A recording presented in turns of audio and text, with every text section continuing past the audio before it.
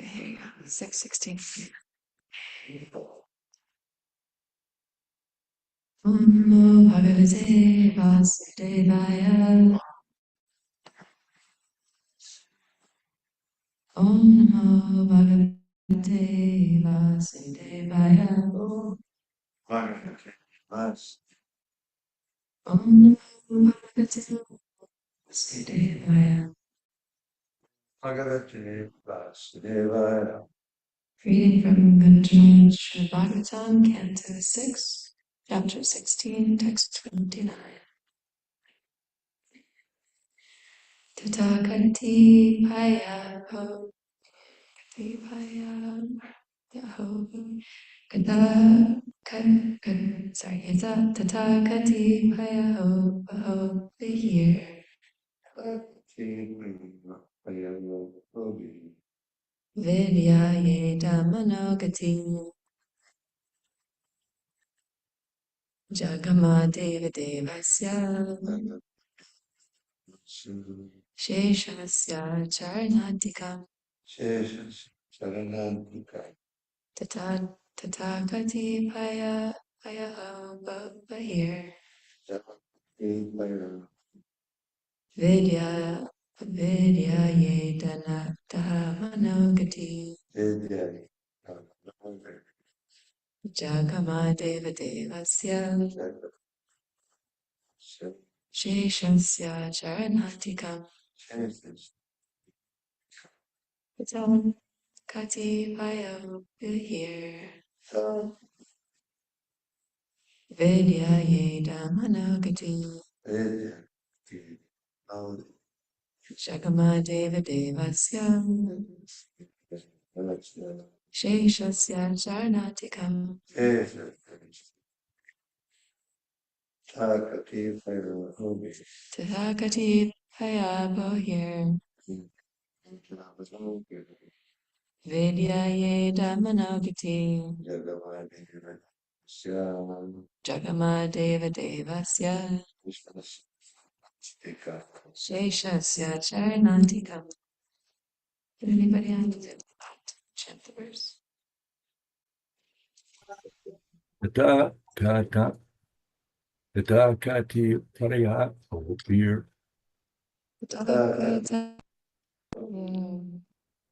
Vidya Yeda Manogati Nagama Devate Vasya Jagama Deva Devasya Deshasya Charanotikam Sheshasya Charanatikam.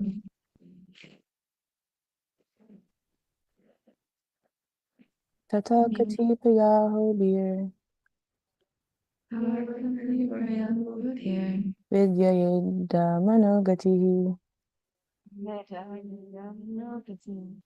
Jagama Deva Devasya Jagama Deva Devasya Sheshasya Charanantikam.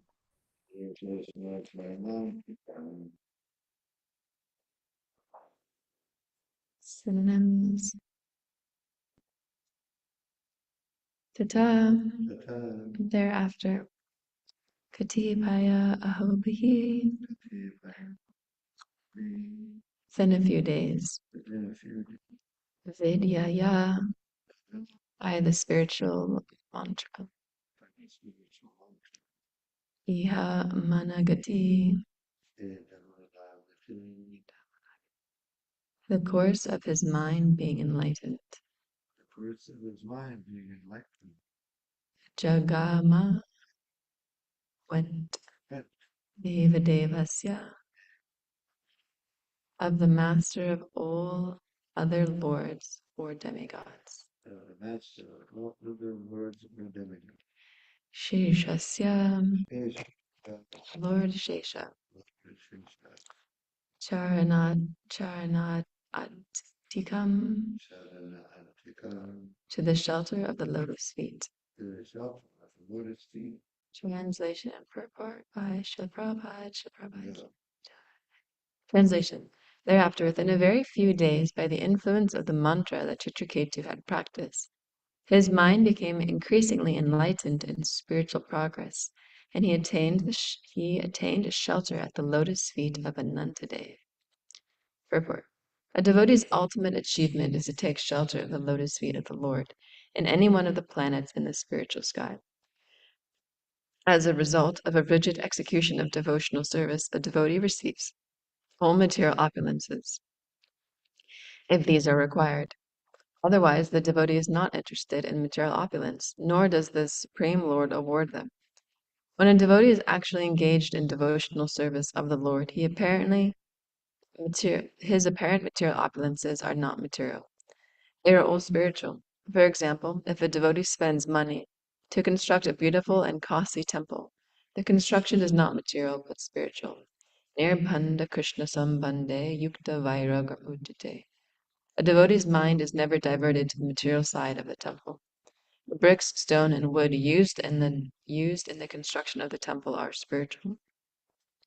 Just as the deity, although made of stone, is not stone, but the Supreme Personality of Godhead Himself. The more one advances in spiritual consciousness, the more he can understand the elements of devotional service. Nothing in devotional service is material. Everything is spiritual. Consequently, a devotee is awarded so-called material opulence for spiritual advancement.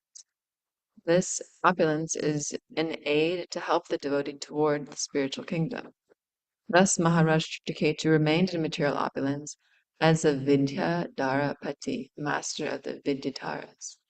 And by executing devotional service, he became perfect within a very few days and returned home to Godhead, taking shelter of the lotus feet of Lord Shesha Ananta. A karmi's material opulence and a devotee's material opulence are not on the same level. Srila Madhvacharya comments in this way.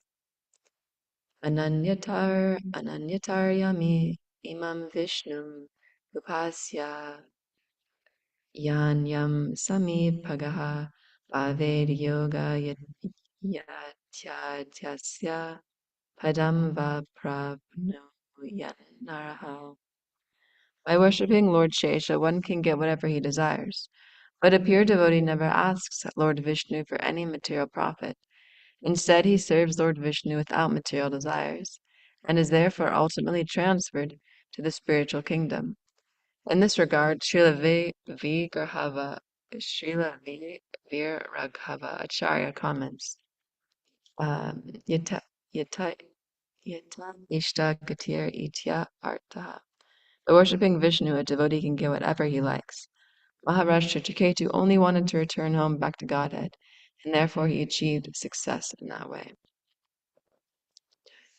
Om Ganatimarandasya Gananjana Shalakaya Chakshrumitam Yena Tasmai Shri Guruvena Shri Chaitanya Manobhishtam Stapitam Yena Bhutale Swayam Rupa Gadadmayam Dadanti Swapadantika Jai Shri Krishna Chaitanya Prabhu Nityananda Shri Advaita Gadadhar Shri Vasadi Gaur Bhaktavinda Hare Krishna Krishna Krishna Hare Hare Hare Rama Rama Rama Hare Hare Jai Vanchakalpatarubhyascha Kripasindhubhyevata Patitanam Pavanebhyo Vaishnavebhyo Namo Namaha. Very nice purport by Srila Prabhupada. Translation. Do you mind if I use my phone? I've got my notes on it. Sorry.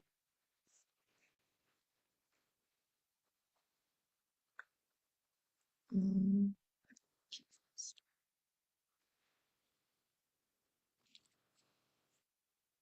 Okay, so whoever we come in contact with Krishna, we get the mercy of Krishna in some way or another. Just like however one comes in contact with fire, one gets burnt, whether they know the power of the fire or not. The fire will burn in whatever way.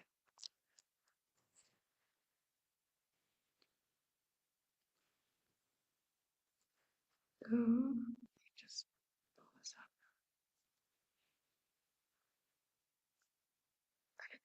Yeah. Okay, so I wanted to talk a little bit today about just going over this purport slightly. So first talking about there's, um, as we know, four kinds of people who come in contact with Krishna, with the Supreme Personality of Godhead. And just like we're hearing in this purport, for a devotee, when they come in contact with Krishna, um, their end result, of course, is to achieve the Lord in any one of the spiritual planets, the spiritual sky, depending on their relationship with the Supreme Personality of Godhead.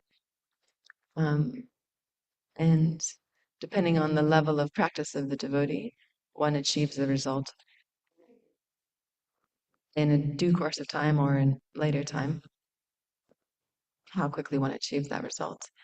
And then Shilpa was also talking about the purport material opulences. So for some devotees, material opulence is not necessary. Like he's saying here,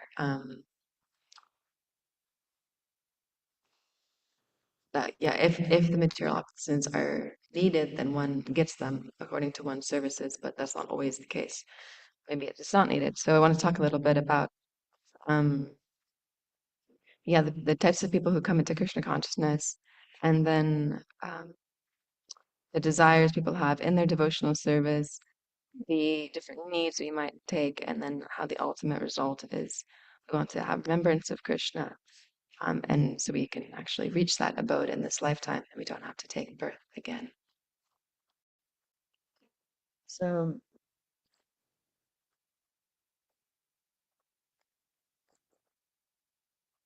yes, four kinds of people who come to Krishna consciousness. Pop quiz, color strip. What's one type of person? Those who are distressed. Those who are distressed, yes. The wise person seeking knowledge. Yes. Those desires well. Yes, exactly. So yeah, there's the distressed, the person looking for wealth, the person who's inquisitive, and then the person who has knowledge, looking for knowledge of the absolute. So yeah, Prabhupada, there's this nice quote from Prabhupada where he describes this. Four kinds of people, those who are distressed and those who desire wealth, are called devotees with desires, whereas the other two, inquisitive and the searcher for wisdom, are seekers of liberation. Um, so yes, we have those who are in distress, which takes up I want to say the majority, but I shouldn't put that on everybody. There's a lot of people who come to Krishna consciousness who are just seeking relief from the distresses of material nature. And there's also lots of people who come who are actually inquiring about the absolute because due to their intense level of suffering in the material world, they become attracted to something higher than themselves. So there are a lot of people who actually come to bhakti in search of Krishna, just not knowing who Krishna is. They're looking for some superior, supreme personality. And they want some knowledge about that person. Then those who are looking for wealth because they know that God is all powerful. So they're also looking to become powerful and wealthy. So they come in contact. They think, oh, I'll come in contact with the devotees. I'll make lots of money. I'll become Christian. I'll become very wealthy. So they come with this mentality. Um, so yeah, these people, we all have fit into some sort of category, maybe two, maybe one. But we have these, yeah, desires to come searching for a something different, something that's beyond the material realm of the work, buy, consume, die lifestyle that is endless. And then within bhakti, we know there's four types of devotees, as we were hearing about yesterday from, maybe not yesterday, maybe it was the last class that Dhruva Maharaj gave. But anyways, I'll read a little bit about them. This is from an excerpt from one of Srila Prabhupada's texts. He says, the word Atmavatmam is significant in this verse. There are three different kinds of devotees, namely Kanishta Adhikari, Madhyamarikari, and Uttama Adhikari. The neophyte, the preacher of the Mahabhagavat, or the highly advanced devotee. The highly advanced devotee is one who knows the conclusion of the Vedas in full knowledge. Thus, he becomes a devotee.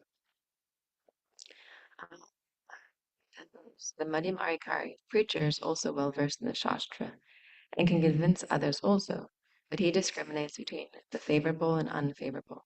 In other words, the Madhyamarikari does not care for the demoniac living entities and the neophytes. And the neophyte, the Kanishta Adhikari, does not know much about Shastra, but has full faith in the Supreme Personality Godhead. And then he goes on to give different examples of Bhagavad, like the four Kumaras.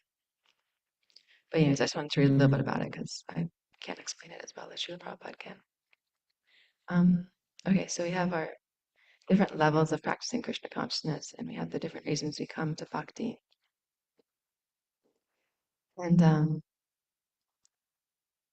then devotees all have different needs, of course, as well. So once we've made it to the platform of chanting 16 rounds and following four of the good principles and trying to aspire for the platform of devotee, which is actually a very high platform, to be at, one who's constantly remembering Krishna, or trying to utilize every moment of the day in remembrance of Krishna.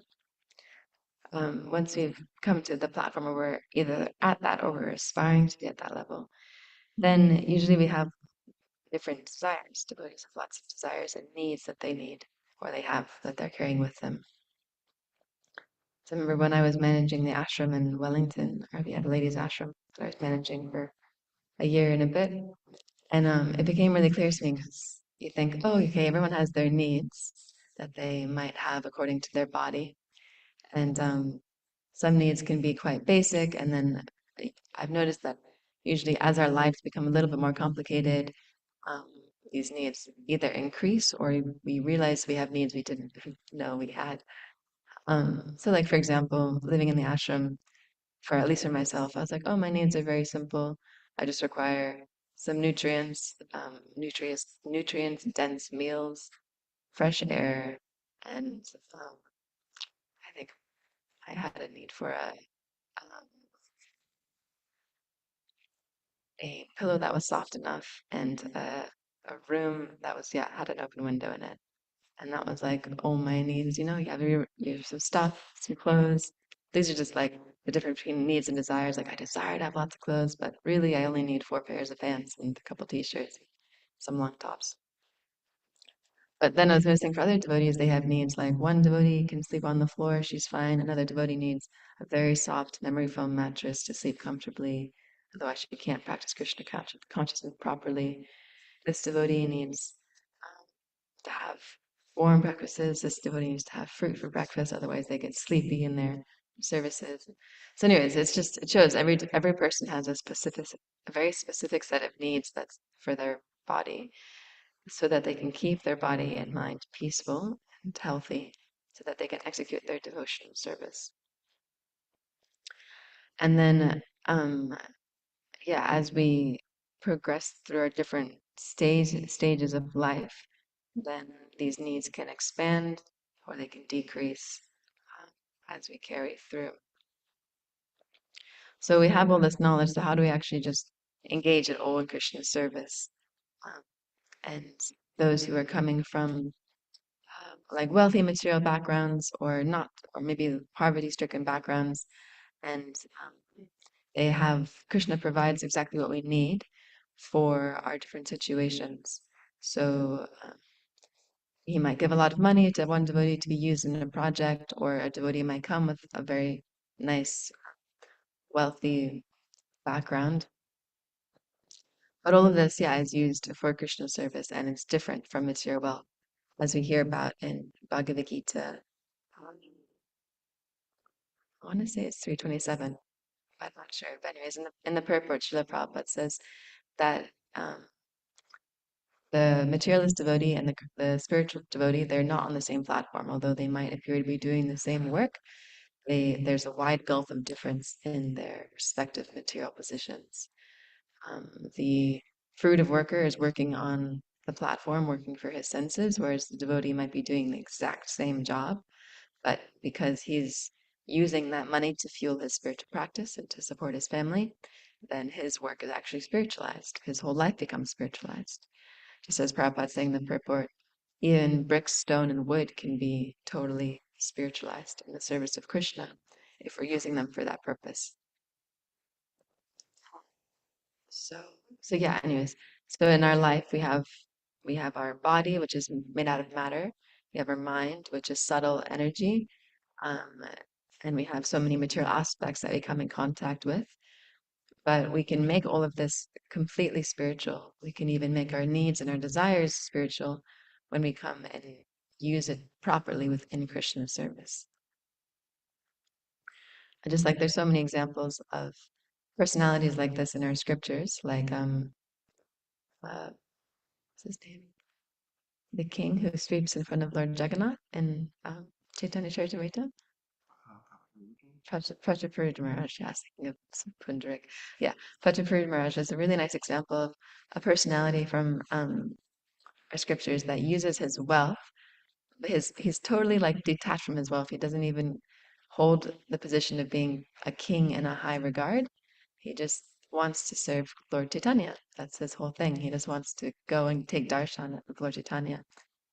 To the point when he's even like, I'll give up my position as a king and become a beggar in the street just so I can serve you. Because Lord Chaitanya is very strict about coming in contact with personalities who hold the name of king.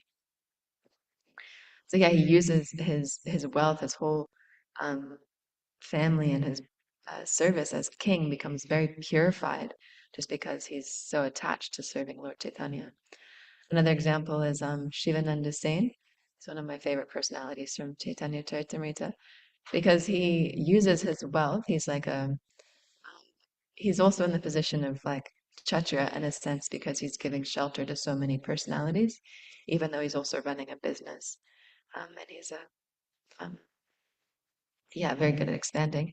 He is taking devotees from to see Lord Chaitanya in Jagannath Puri, and he's like paying for their fares, making sure everybody is totally cared for. Every living entity that comes with them, even their dog, that street dog that they pick up on the way. He's so concerned about them and even pays double the fare for this dog to get on the boat to cross the river.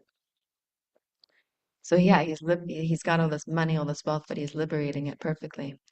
And in Lord Chaitanya's service, everyone gets purified. Whereas someone else might also have that same position, but they're using all the money for themselves. They become quite selfish, and then, of course, it does not have the same effect. So yeah, the main goal, of course, as we hear, every class always has the same purport that we should just remember Krishna with our lives. So taking with us our needs and our karmic package and our the reasons we come to Krishna consciousness, whether we're searching after knowledge or we're trying to get free from distress, or we'll probably very soon realize that attiring wealth in a devotional lifestyle for serving Krishna is not the best way of becoming wealthy. With material money, of course, the wealth you get from practicing Krishna consciousness is spiritual wealth, and it's the best thing you could possibly acquire. So we have all this baggage, like my previous class, I was talking about our karmic bags we carry with us. And we just have to figure out a way of dovetailing our entire self into um, devotional service. Like there's that famous verse in Prahlad Maharaj's prayers, Shravanam Kirtanam Vishnam Smaranam Padasevanam Archanam Bandapadasyam Sakyam Amanivedanam. So, in this very famous verse, Srila Prabhupada gives a very lengthy purport describing each one of these processes of devotional service and how the devotee can engage in them.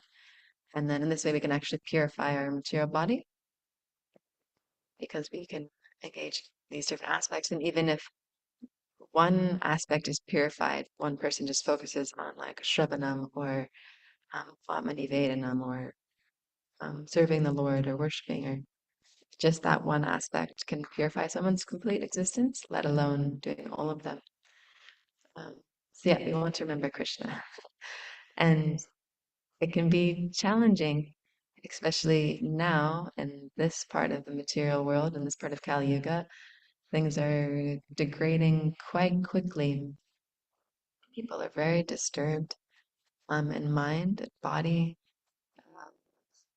and it can be very challenging for someone to even come in contact with Krishna because of the level of their disturbance.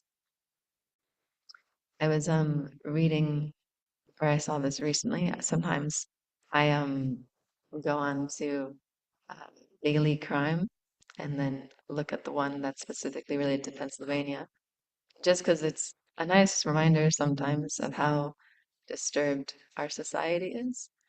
And anyways, so because I do this every now and then on my phone, it pops up with like when you go to the far left and it has these different recommendations from things you look up alongside all of the like cookie recipes and cake recipes and like vegan 3 ingredient cookies that pop up.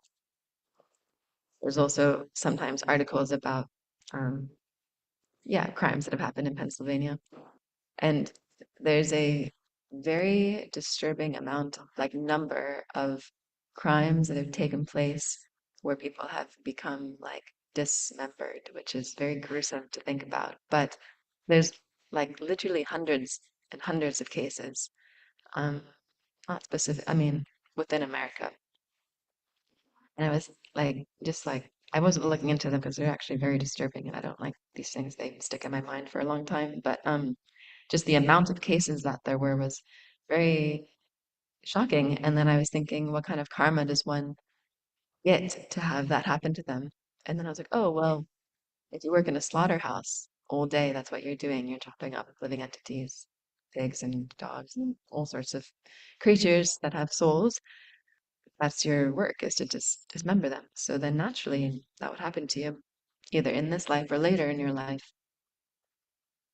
And then there's there's these gruesome crimes that are happening with these ridiculous numbers of these situations going on, or so many homicides that take place. And then the reasoning for them. So maybe like even 10 years ago, 5 years ago, if there was a story of someone getting like shot or, someone's husband comes home and shoots their whole family, the reasoning behind it could at least be argued in a court as being justifiable, like in a sense, justifiable. Um, maybe this person, there was an affair in the marriage, or somebody stole a lot of money, or something like this, like that had some depth to it in a sense that could have been in a court prosecuted as being a valuable reason for committing a crime. But nowadays, these reasons that these terrible incidents are happening to people is like, you know, um, wife can come home and, you know, commit a terrible homicide to her family because her friend at work got a message from her husband, and that's all. Or, someone commented on an Instagram post that, was a disturbing comment, and that person, went to a school and shot up a bunch of kids. So the reasons people are becoming disturbed and to the extent of committing such terrible crimes really shows how mentally unwell and how disturbed society has become, to the extent that such small things would push people to the edges of committing such terrible crimes. And someone was telling me recently, just the other day, that for each human being, we're kind of allotted a certain amount of trauma that we can take in our life where we're still able to function. And usually this would happen over a course of their entire lifetime. Witness trauma like the spouse leaves, or your parents die early, or maybe someone gets a terminal illness, and it's traumatic to deal with these things. But nowadays you can just open your phone and like go on YouTube, go on Instagram, and you'll get all of that trauma within like 10 minutes, and you're totally unconscious of what's happening. So anyways, yeah, I just wanted to highlight this point because it's definitely, yeah, it's definitely something that's happening, and not just because we're practicing Krishna consciousness are we completely protected from that. That's still, yeah, well, you can still be subjugated to that easily. I was listening to a class recently by my spiritual master, and he was highlighting this point that we've become so fortunate to get the seed of bhakti lata, like the seed of devotional service. And he was giving the example of a gardener. And here we have our garden. So I can think about it in a very real terminology, like you're planting the seed and you have to carefully plant it and guard against it and make sure like like you're watering it and you're giving it everything that it needs to grow. And maybe Krishna Surya can relate to this because he's running the nursery. And you can see, okay, and you can go in the basement, you can see these little plants sprouting, and there's affection for them. Like, oh, okay, I want this plant to grow into a successful tomato plant and produce, so many fruits. But you have to be careful because you can also um, get other seeds as well. Like you could get the seed of karma yoga or jnana yoga, or we can even get plant weeds alongside our seeds that can take over our bhakti lata. And I was thinking about this for myself because I'm, of course, struggling like any other Kali Yuga refugee with trying to safeguard my bhakti lata, but I'm also dealing with all these desires and needs of weeds that are growing up around it. And I'm thinking, oh, maybe I'm creating a dome of weeds around my bhakti lata beach. How will it ever grow? So we have to be careful because these things are out there. And Mr. Master was saying recently in a class that we should never think we're so advanced that we don't need to hear every day about Krishna because it's very easy to forget. And I was thinking about this also recently because I've struggle with scrolling sometimes, which is why I'm trying to delete all of the apps on my phone that aren't essential for communication. But so you can get stuck scrolling, and it's very interesting. You go onto your phone. Okay, I'm going to go onto Instagram, and I'm going to post some cooking videos because I cook a lot. I'm trying to build a cooking web content. Go on Instagram and post some cooking videos. Go on Instagram. 20 minutes later, I'm like, why am I on this app? I forgot what I came on here to do. So I was thinking, wow, it's amazing. I forgot something so like that was in such a short proximity of what I was going to do. Or even you go into the kitchen and you're going to get some pots and stuff for cooking, and then you start talking to a devotee, and then you leave the kitchen, you come back to your ashram, and you're like, oh, I forgot what I was going to do. So I'm thinking, wow, if I can forget things so quickly, how am I ever going to remember Krishna? I can't even remember what I was going to do within a 10-minute time frame. So yeah, so this is why we have to hear every day and be very diligent to make sure our rounds are as quality as they can be. Because if we don't hear about Krishna daily, then how will we remember him? Preaching to myself because I need to hear about Krishna daily. Otherwise, I'll forget. So I forget so many things. And we can help each other out because we live in a community of devotees. Um, and so we can help each other. We can help our fellow devotees remember Krishna. We can speak about Krishna when we're taking prasad. Um, Sometimes we just sit there and take prasad silently, which is also nice to relish the different flavors that the devotees have cooked. But we can also talk about Krishna Katha, or we can play a lecture so everyone can hear. It's just nice. Or when we see each other, there's so many mundane things we can talk about, but we can also talk about what Krishna's lotus feet look like, with his toenails that are like gems and his beautiful ankle bells that tinkle when he walks. And I was thinking about this. I was listening to some National Geographic podcasts the other day after, because I was thinking, oh, I listen to so many things sometimes to just entertain the mind after I've listened to lectures. So anyways, I was listening to a podcast about humpback whales, and I was thinking I can use this in Krishna consciousness surely somehow, and I find these things very fascinating. Anyways, whales are specifically humpback whales. Um, they help. They're known for helping living entities that are in dangerous situations. Fun fact about whales. For example, they see through sound vibrations in the water. So if there's like a lot of rapid movement, they can tell, oh, there's an animal being chased by the sound vibration of the killer whales that they're putting off into the echo sound of the ocean. They can tell what it is. And sometimes they'll go in and interfere. So there's one situation someone is describing where this humpback whale swooped in front of the pack of killer whales that were chasing a what are they called? Sea lion, yeah. And he took the sea lion on his belly and then carried him on his stomach back towards his shore where he could get off. So I was thinking, wow, even the whales are helping these creatures, so surely we can help each other in our bhakti. If you see someone struggling, just be like, Prabhu, is there anything I can do to help you? I can see you struggling in this area. Or um, if I'm, uh, I, if someone's falling asleep in their japa, we want to wake them up because might be the only time they have to chant. And if they're sleeping, they're they're probably going to regret it later, most of the time. At least I can say for myself, if I'm ever sleeping, which happens often, I fall asleep in my japa, it's very helpful when devotees wake me up because then, okay, I can utilize my time properly. So like this, yeah, the animals, they're doing it. They sometimes help each other out. So even devotees, we can help each other out in our bhakti practices, reminding each other of Krishna. Yeah, it's very nice. It's very helpful. Like Devaki Priti, Devi always posts these really nice quotes and pictures on the connections group. So it's nice to log on and you can see, oh, a nice quote by some great soul or some nice thing like this. So yeah, anyways, that's all I really have to talk about. It's a little bit sporadic. Apologies. Do you have any questions, Prabhu, comments you'd like to share?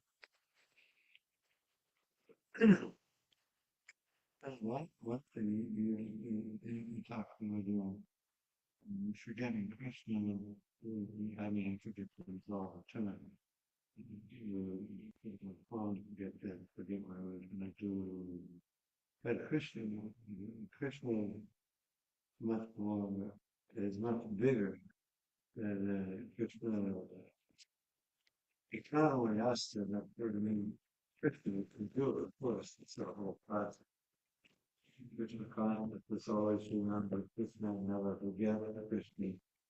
Krishna is also he's not an inanimate object like a phone or a car. We have no manuscript and I never forget it again. I know there's a follow Saturday, very forgettable. And so and so Krishna is not always straight where we just have to remember Krishna. He's not always now to the form of encouragements to continues to take Krishna a person. He the and triggered Krishna, which is to practice the work of the Lord. But Krishna also inserts himself into our lives and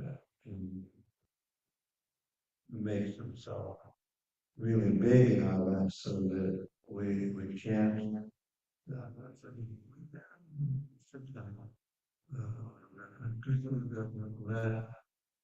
he is a friend and he's always there reminding us so it's not but yoga is not a one-way street that I should have to the treatment is always thinking of me. Christians always thinking of you and reminding us of so. Thank you. That's really good. Thanks for bringing that. That's very encouraging to hear. Anyone doing a large audience today? Can you repeat a little bit of what he said? We couldn't hear so well. Yes. Prabhu was saying that we may forget so many things, like I think that's on our jacket, but Krishna's he's not a material item that we can easily forget. His bhakti is not a one-way street. Krishna is also there, always remembering us, and he helps the devotee remember him. So we can't forget Krishna easily. Yeah, Krishna, like I've heard, he forces his way back into our mind. So yeah, it's Krishna's not like a material item that we forget. Like I forgot my phone, I forgot Krishna. He's a person, so the personal relationship's always there.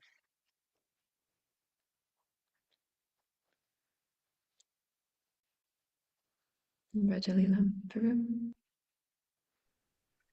Haribol Madhupan Leela Prabhu.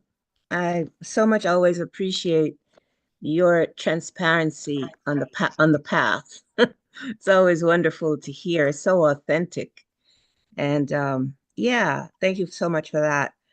I was wondering, oftentimes we see that you mentioned about the animals helping each other and how devotees, we do need to assist each other, help each other. However, in my experience, I see oftentimes devotees may be a little shy or perhaps maybe intimidated or yeah, maybe just sometimes for some just wanting to look good on the path. And so they may not reach out for help when they do need help. And I'm just wondering, what are some ways that you can encourage devotees to reach out for help or that you assist each other, helping them when they might be challenged on the path?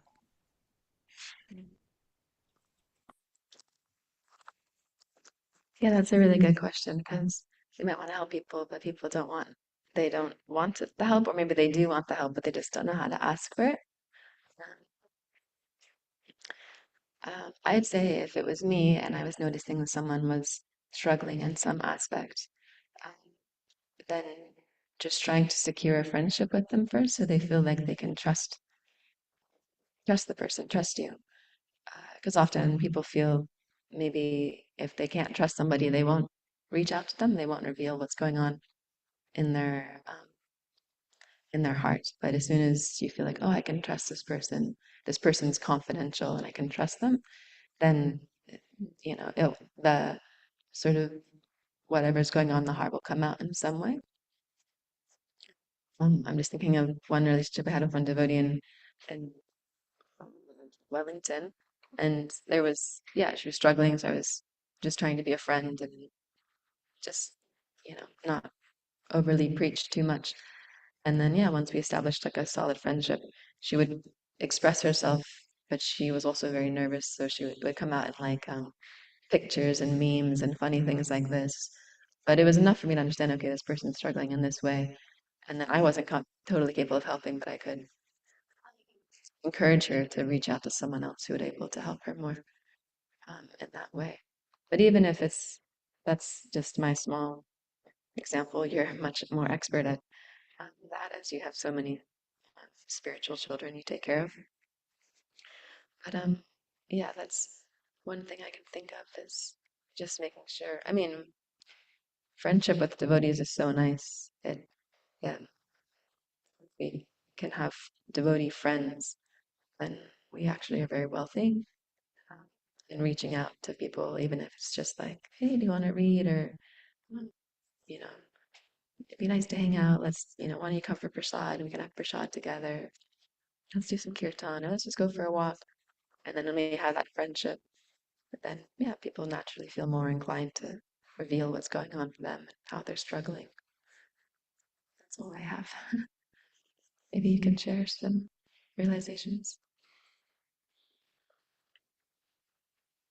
No, thank you so much. Yeah, I was just thinking, I was having this experience myself last Saturday where I was feeling a little despondent, and I realized, oh, you need to go and get devotee association and sit with a devotee and just associate with a devotee.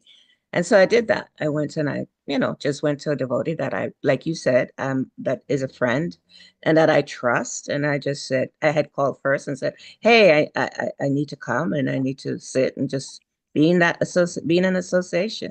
Also having association of devotees, having peer association that that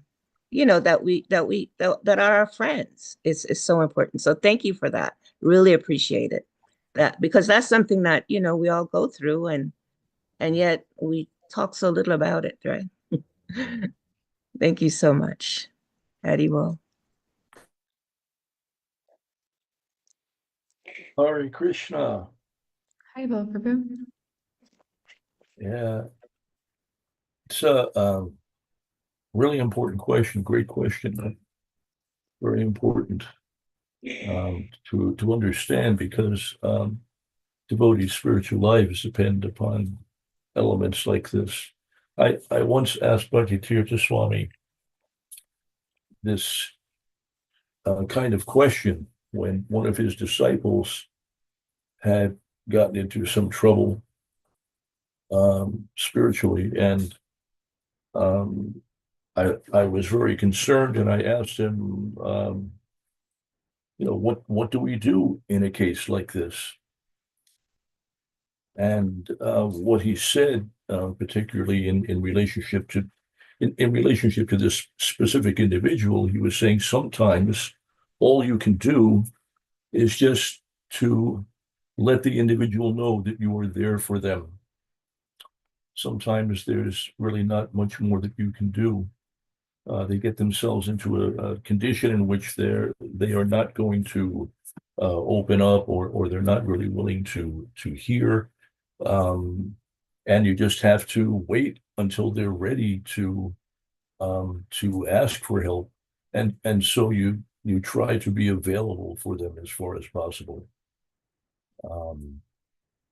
What Rupa Goswami describes about the association of devotees is it underscores what you were describing of the types of association, the processes of association with devotees. One is revealing one's mind in confidence, not just revealing one's mind, but there is an understanding between two devotees that what we speak between ourselves is just between us. It's not going to go anywhere else. And that's a very important factor for many devotees.